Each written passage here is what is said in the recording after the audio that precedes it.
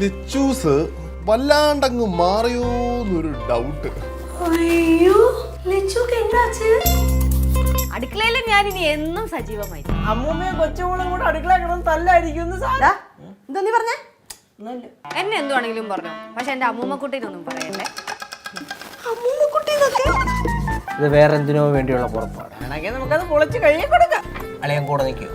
എല്ലാ ഉപ്പുമുളകിന്റെ പ്രേക്ഷകർക്ക് happy new year. എന്തായാലും ന്യൂ ഇയറിന്റെ ആദ്യത്തെ എപ്പിസോഡ് വന്നേക്കാണ് 2026. ലച്ചുവിന്റെ കിട്ടില്ല ഒരു ലുക്ക് തന്നെയായിരുന്നു. ആ ചന്ദനക്കുറിയൊക്കെ ഇട്ട് വന്നത് എനിക്ക് ഭയങ്കരമായിട്ട് ഇഷ്ടപ്പെട്ടു. നിങ്ങൾക്കും ഇഷ്ടപ്പെട്ടു എന്ന് വിശ്വസിക്കുന്നുണ്ട്. പിന്നെ സിദ്ധുവും എന്തായാലും എപ്പിസോഡിലുണ്ട്.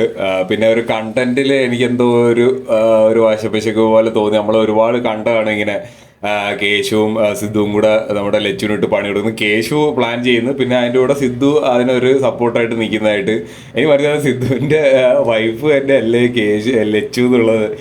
കാരണം എപ്പോഴും സിദ്ധു എപ്പോഴും ലച്ചുവിനൊരു പണിയെടുക്കാനായിട്ട് കേശു പ്ലാൻ ചെയ്യുമ്പോഴൊക്കെ കേശുവിൻ്റെ കൂടെ നിൽക്കുന്നത് എനിക്ക് മനസ്സിലാവില്ല. പിന്നെ 2026 വേറെ എന്തെങ്കിലും ഒരു കണ്ടന്റ് നമ്മൾ ഒരുപാടായിട്ട് പറഞ്ഞത് ടൂറും പിന്നെ ഹൊറർ എപ്പിസോഡും ഒക്കെ പറയുന്നുണ്ട്.